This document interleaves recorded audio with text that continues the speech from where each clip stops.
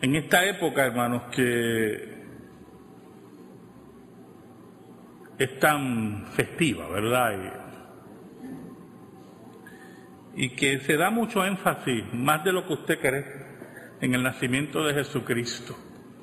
Yo he estado viendo, ¿verdad?, la televisión, las noticias.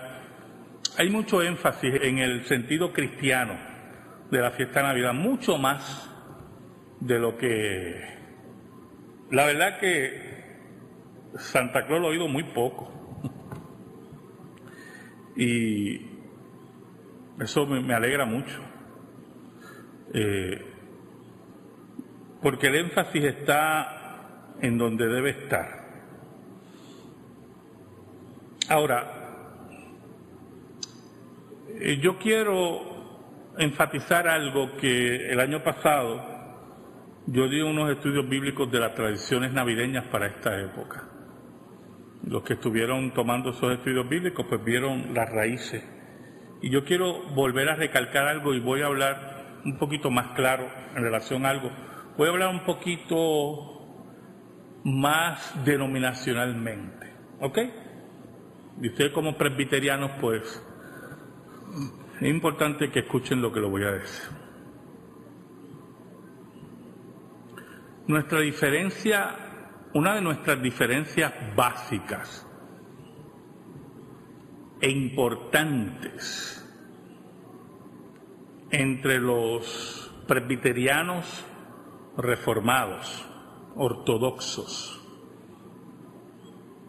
y los hermanos bautistas reformados, está en que las iglesias presbiterianas son iglesias que abrazan la catolicidad, las tradiciones históricas de la iglesia. Nosotros no creemos en el vacío histórico. Primero, porque es una insensatez. Y segundo, porque sí puede rayar en cierta soberbia. Me explico. Nuestras iglesias surgen de la Reforma Protestante. La Reforma Protestante fue un segundo avivamiento. El primero fue bajo los apóstoles. Hubieron, antes de la Reforma, intentos de reforma, surgieron ideas de la vida monástica que trataron en cierta medida de vitalizar a la iglesia. Ahora, cuando los reformadores surgen, los reformadores entendían bien su legado y su deuda a la iglesia histórica. ¿Oyó, hermanos? El trabajo de la iglesia histórica, el trabajo de los padres de la iglesia, el trabajo de construir una comunidad de fe en los primeros 5 siglos de la iglesia,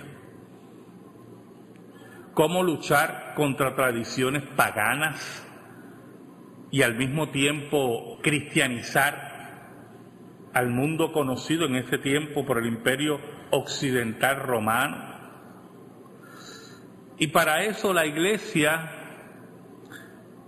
utilizó las festividades paganas y lo que hizo fue muchas veces cambiar la fecha, o sea, cambiar la celebración poniendo una fiesta cristiana,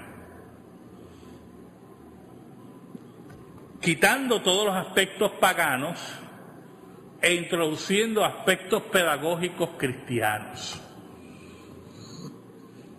Eso hizo que la iglesia construyera, número 1, un calendario litúrgico, que es el que nosotros utilizamos, para repasar la vida de Cristo durante todo el año, y que el mismo empieza con los domingos de Adviento. ¿Oyó? Ahí es el génesis de cada calendario litúrgico. Los calendarios litúrgicos no comienzan en enero, comienzan en el primer domingo de Adviento. ¿Y qué pasa? La iglesia, en una forma magistral, logró poco a poco suprimir las fiestas paganas, las diferentes fiestas paganas que existían. Por ejemplo, culto al sol, culto a la naturaleza, etcétera, etcétera.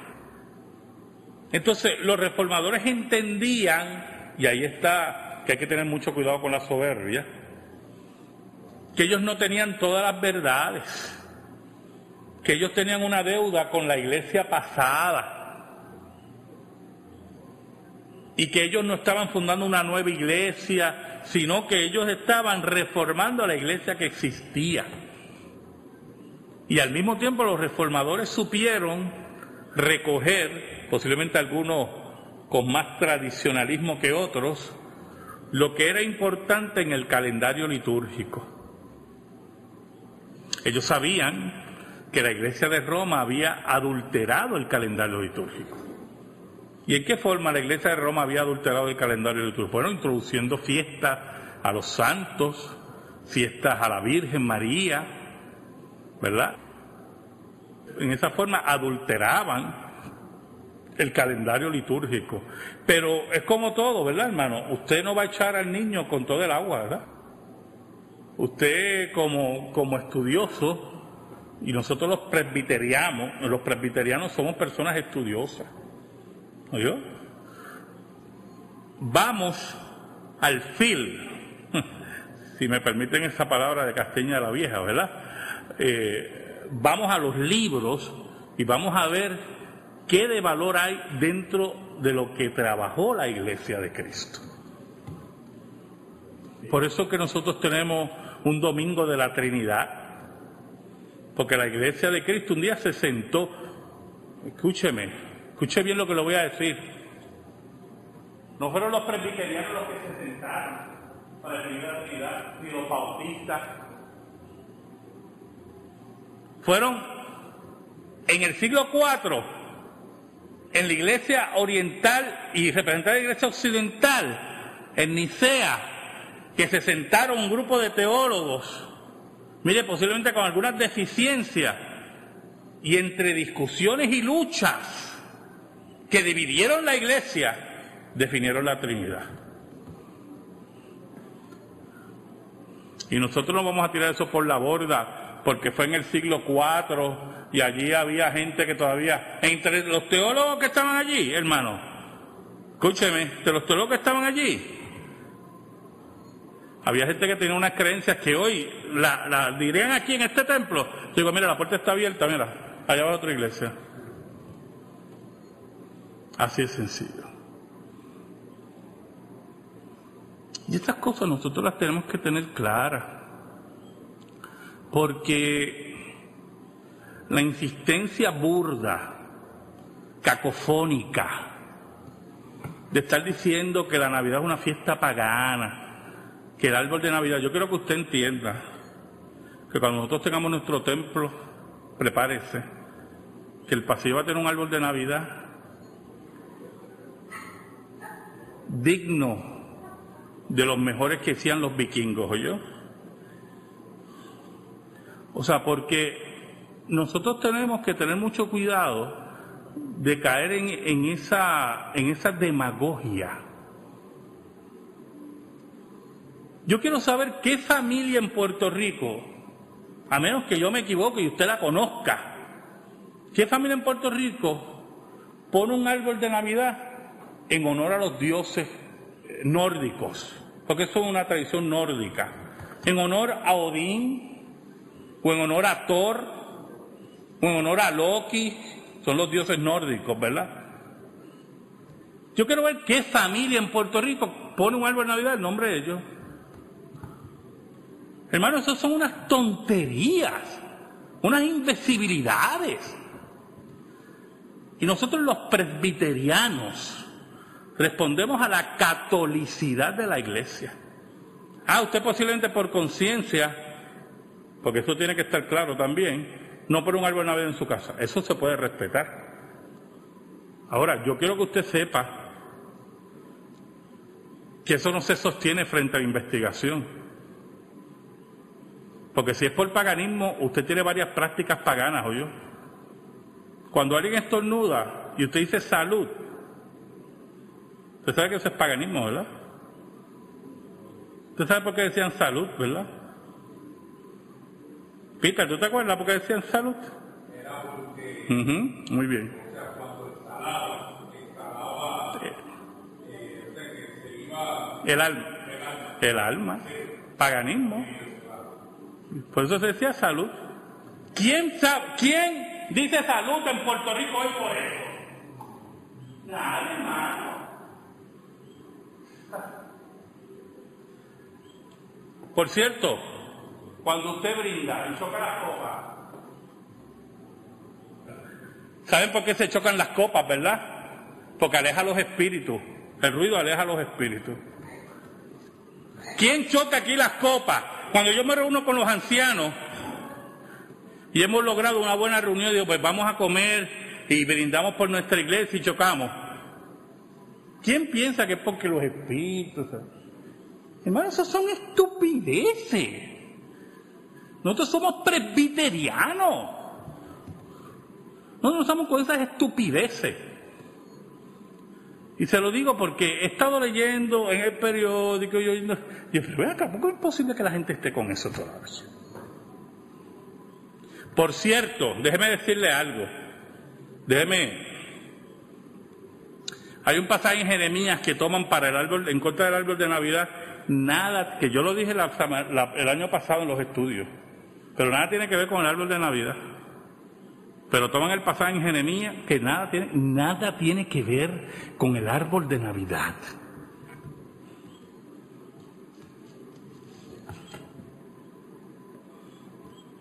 Ninguno de ustedes, por cierto, vamos a otra tradición pagana. Despedida de año, en mi casa, yo voy a Kmart y compro un paquete de esos bien grandes de cohetes. Yo, su pastor, ¿soy yo? Va a Kmart a comprar esos paquetes legales, ¿verdad? De cohetes. Y a medianoche yo tiro cohetes, olvídese que eso es. ¿Usted sabe de dónde viene eso? Usted no sabe. Es una tradición pagana de hacer ruido en despedida de año para que los espíritus se vayan, lo malo se vaya y venga lo bueno. ¿Y quién tira cohetes en Puerto Rico por eso?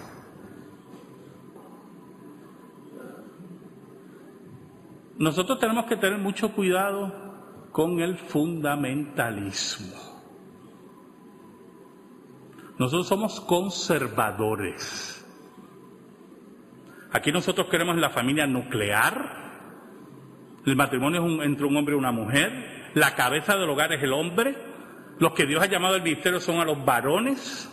Pero de ahí a estar buscando uniones así, esto es pagano, esto es pagano, esto es pagano, esto es pagano, se va a tener que quedar en su casa. ¿Oyó?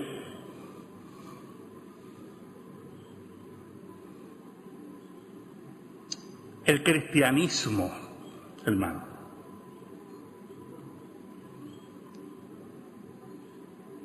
ganó. El paganismo perdió.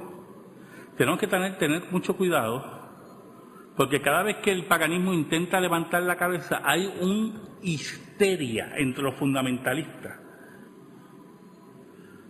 Hermano,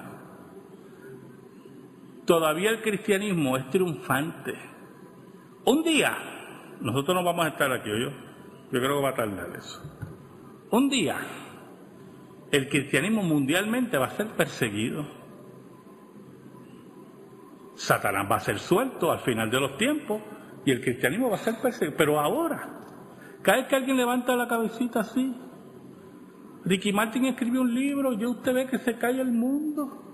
¿Quién es Ricky Martin? ¿Quién es Ricky Martin? Un infeliz que se va a morir. Y la gente se va a recordar así como Elvis Presley, posiblemente, ¿verdad? Yo creo que estoy exagerando un poquito, pero está bien. Como Elvis Presley lo recordarán y el cristianismo va a seguir galopante, fundando hospitales, fundando orfanatorios, predicando el evangelio. Y la gente también recuerda, ¿tú te acuerdas del disquito de Ricky Martin? ¿Quién es Ricky Martin? Esas cosas nosotros las tenemos que tener claras para que nuestra festividad navideña tenga la riqueza de la iglesia de Cristo. Nosotros celebramos el nacimiento de Cristo. Nos alegramos que Cristo haya nacido. Es parte integral de la fiesta de la iglesia. Y la iglesia venció el paganismo gracias a todo eso, hermano. Gracias a todo eso. Por eso nosotros tenemos un domingo de Cristo Rey. Celebramos la Semana Santa. Nosotros sabemos que la Semana Santa en sí no es más santa que las otras. Eso lo sabe todo el mundo. Pero los presbiterianos más, vamos. Nosotros estamos claros en eso. ¿Y por qué le llamamos Semana Santa? ¿Por qué la gente le llama Semana Santa? ¿Qué quiere llamarle? ¿Semana Mayor? ¿Semana de los 7 días especiales? Yo no sé, llámelo como usted le dé la gana. Pero nosotros sabemos que esos días no son más santos que los otros. Nosotros reconocemos como conservadores y creyentes en la Escritura que el día santo aquí es el domingo. Estamos claros en eso. Pero la iglesia de Cristo en su sabiduría introduce la Semana Santa para que la gente recuerde los últimos días. Mire, para que esté siempre presente en la conciencia de los que están allá afuera. De los que están allá afuera. Que no se puede obviar el cristianismo, ¿yo? Que no se pueden olvidar de la iglesia. Que no se van a poder obviar y todavía en Puerto Rico, gracias a Dios, a pesar de la separación de iglesia y Estado, aquí todavía Viernes Santo es un día de fiesta, pago, lo cual es una violación a la Constitución, en un sentido. Y Navidad. Yo sé que el Tribunal Supremo de Estados Unidos ahí le dio una vuelta, como todos los abogados, con el perdón de aquí del abogado, ¿verdad? Que le da las vueltas a las cosas y ¡bla! Para que lo que dice sí diga no y lo que no dice sí.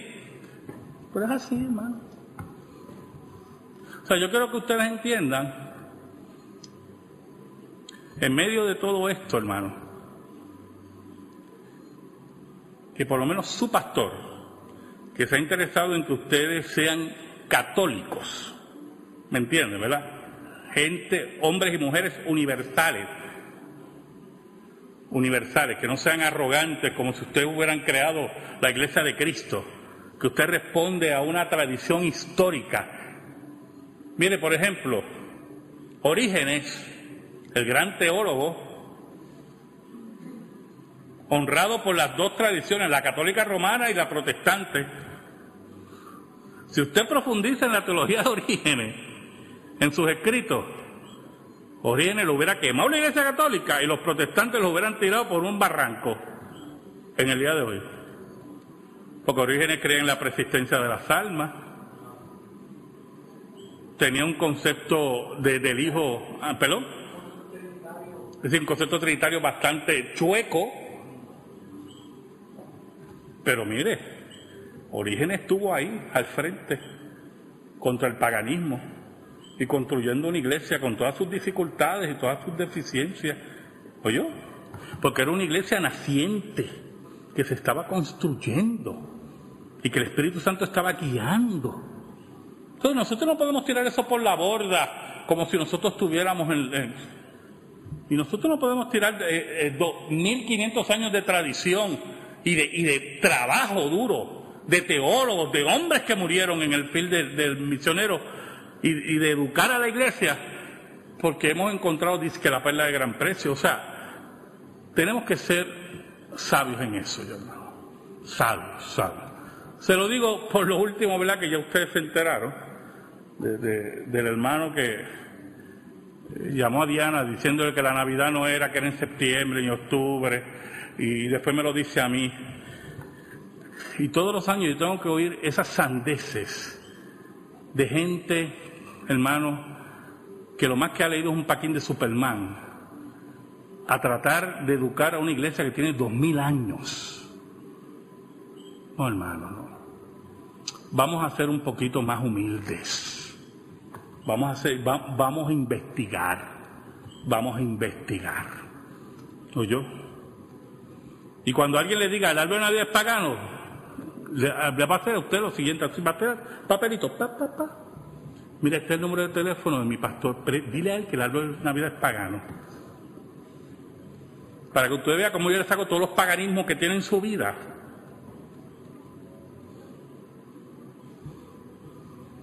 Que están ahí, hermano, presentes todo el tiempo.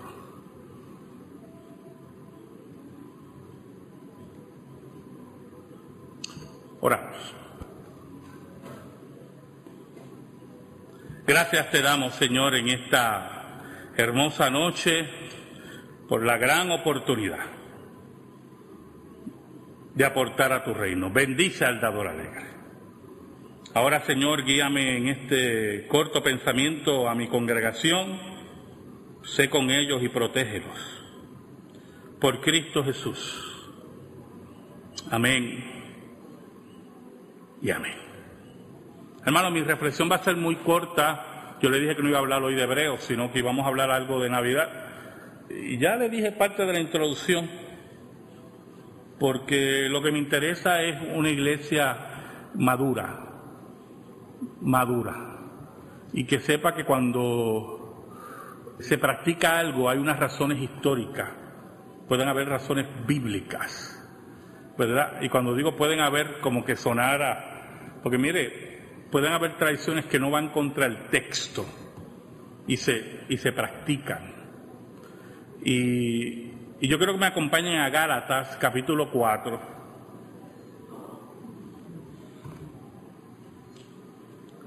Versículo 4.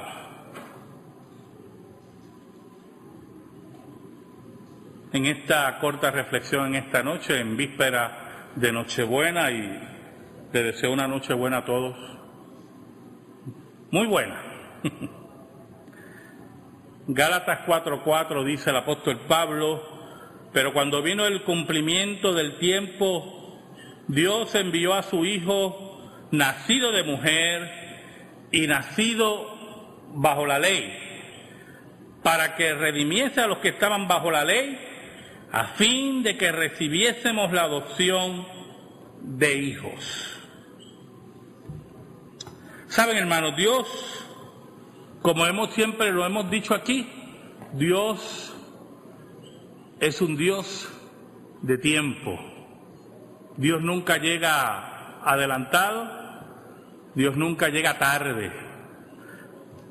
Para nosotros, posiblemente, como dice el apóstol Pedro, las promesas de Dios son tardías, porque si tomamos, ¿verdad?, sin entrar en una discusión de cronología bíblica, porque algunos tienen diferencia en relación a la cronología bíblica, algunos creen que la Biblia toma su cronología de 10.000 años, otros de 6.000, dudo que pase de 10.000, yo personalmente dudo que pase de 10.000.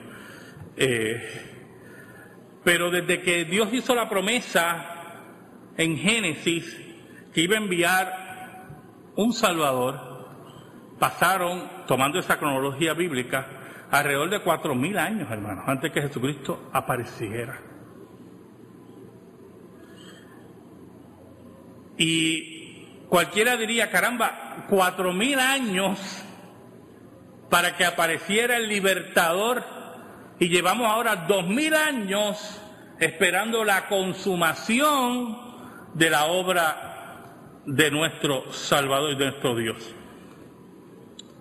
Pero el apóstol Pablo nos dice que Dios espera el cumplimiento del tiempo. Y cuando habla del cumplimiento del tiempo, está hablando en Dios, en el reloj de Dios. Y cuando algunas veces oímos ese término allá afuera mucho, el reloj de Dios. Y mucha gente habla que Israel es el reloj de Dios. Gracias a Dios que nosotros no queremos eso, que Israel es el reloj de Dios, porque verdaderamente le falta cuerda, ¿oye? Si Israel es el reloj de Dios, y no sirve ese reloj. Nosotros creemos en el Dios soberano, el cual esperó el tiempo requerido, el tiempo que Él determinó para que Jesucristo hiciera su aparición y Dios cumpliera su promesa de un libertador. Y aquí entramos en algo muy importante que son las promesas de Dios. Hace poco hablaba con hermanos de esta iglesia, hace 48 horas,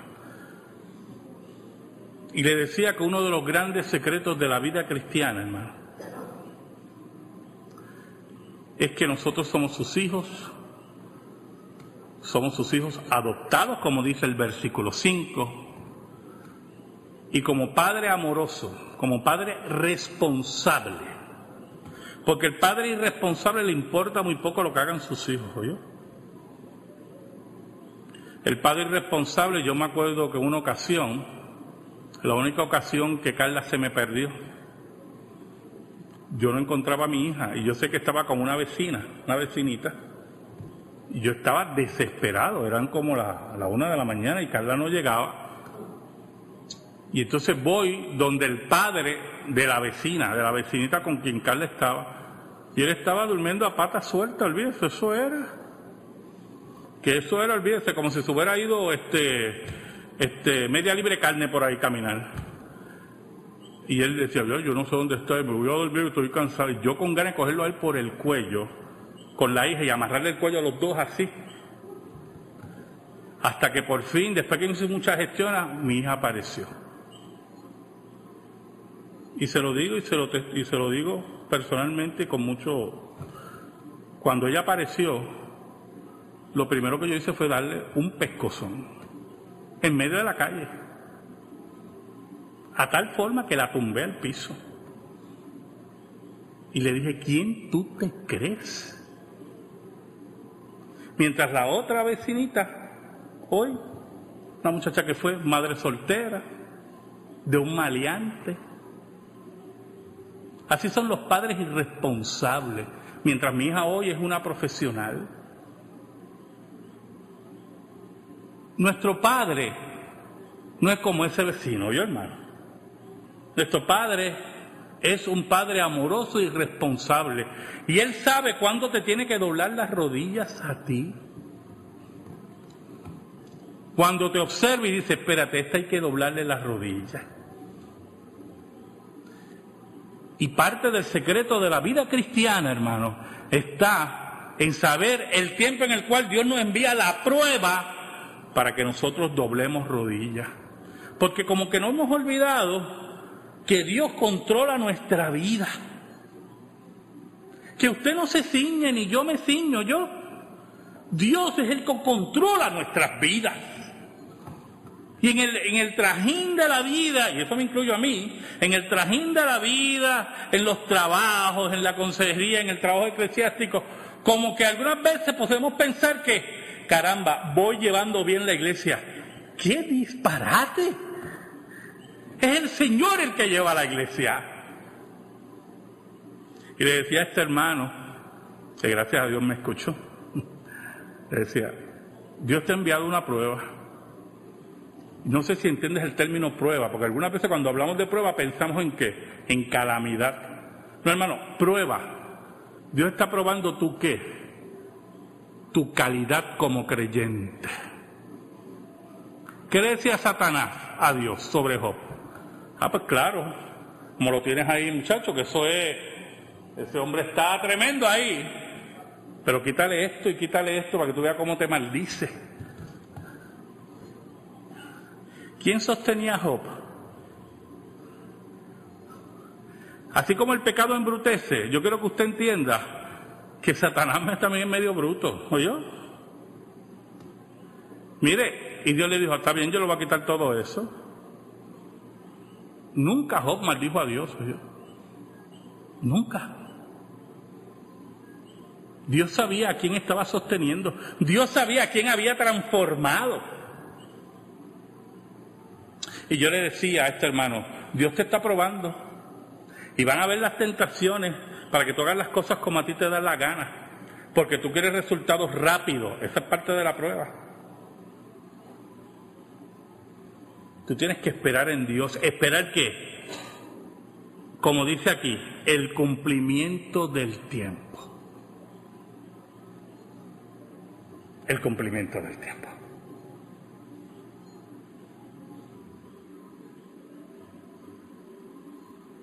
Porque nuestro Padre, que es el que nos cuida, Él es el que también busca aquilatar nuestra vida. El apóstol Pablo añade, cuando vino el cumplimiento del tiempo, Dios envió a su Hijo.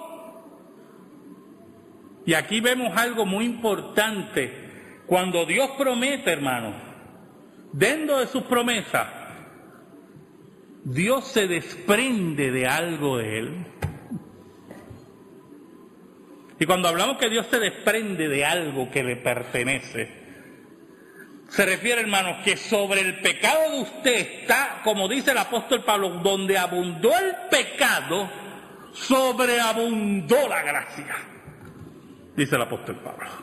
Es una imagen tremenda del amor de Dios. Y Dios, para cumplir su promesa de un Salvador, porque en Génesis 3:15 no dice en ningún momento que era Dios el que iba a salvar. Eso usted lo desarrolla teológicamente. Porque si Dios es el ofendido, Dios es el único que puede arreglar el problema. Dios se desprende, si podemos tomar esa imagen sin llegar a una herejía teológica, Dios se desprende de su Hijo y lo entrega para hacer valer su promesa a su pueblo. Así es nuestro Dios, así es nuestro Padre. Tan responsable es como el Padre responsable, que se desprende de algo de Él para que sus hijos estén bien.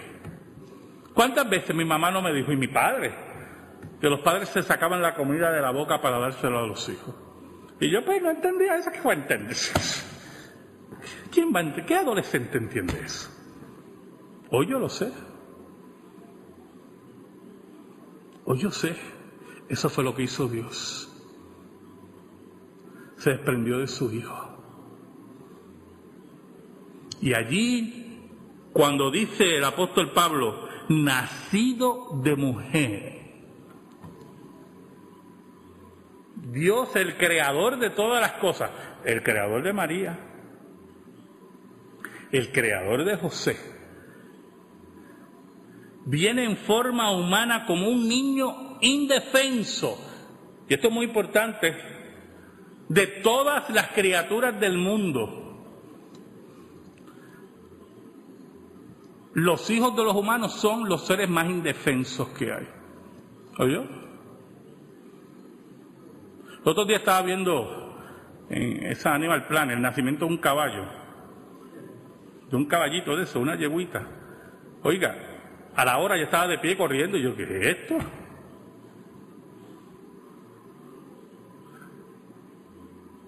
Pero un niño, si no tiene el cuidado de unos padres, no piensa que se va a levantar así, que lo tienen en un boque y el niño se va a levantar a hacer así.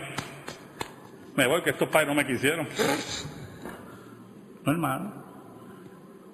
Dios toma cuerpo humano para el cuidado de una pareja de pecadores. Porque Dios quería cumplir su promesa. Cosas en las cuales, como dice el autor de Hebreos, es imposible que Dios mienta. Nacido de mujer, nacido bajo la ley.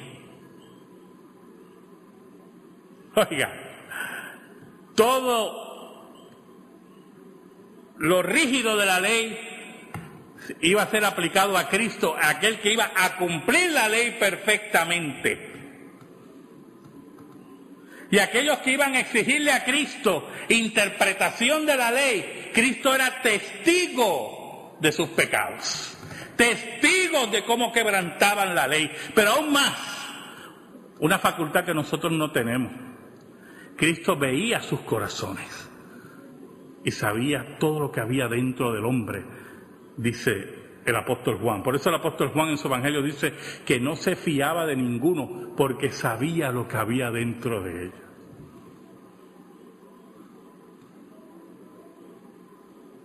Vino a redimirnos a los que estaban bajo la ley, nosotros, a fin de que recibiésemos la adopción de hijos. Ese que vino como hijo de María, que ese que vino como hijo de José, venía a adoptarnos a nosotros como hijos. Venía a que fuéramos parte del reino de Dios. Venía para que nosotros viéramos cumplida la promesa de Dios que juró por su nombre en nuestras vidas. Yo le digo a usted, hermano, que si eso usted no lo hace celebrar la Navidad, yo no sé qué lo puede hacer. La Navidad es el cumplimiento de la palabra de Dios, de lo que Dios juró por Él mismo que iba a hacer. Por nosotros que no lo merecemos, que nunca lo vamos a merecer, porque quiero que usted sepa que nunca usted va a merecer eso, aunque estemos en el cielo. Nunca nos vamos a merecer eso.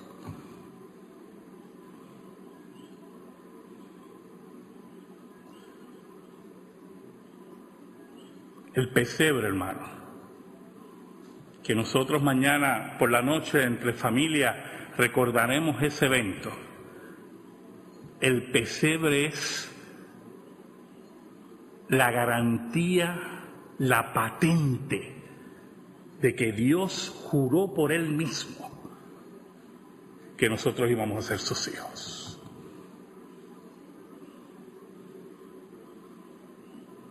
El pesebre es fiesta. El pesebre es alegría. El pesebre es Cristo en el corazón del hombre.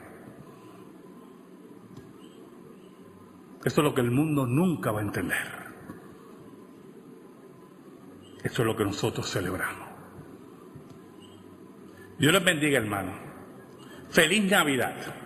Y que el domingo celebremos con alegría lo que Dios ha jurado por Él mismo para nuestra salvación. Estamos de pie.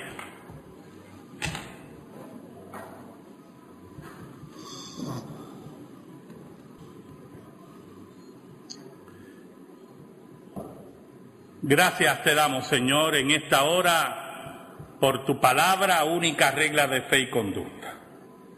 Y te pedimos ahora, Señor, que nos lleves en paz con tu bendición, la del Padre, del Hijo y del Espíritu Santo, en el nombre de Jesucristo. Amén y amén. Dios les bendiga, hermano, y buenas noches.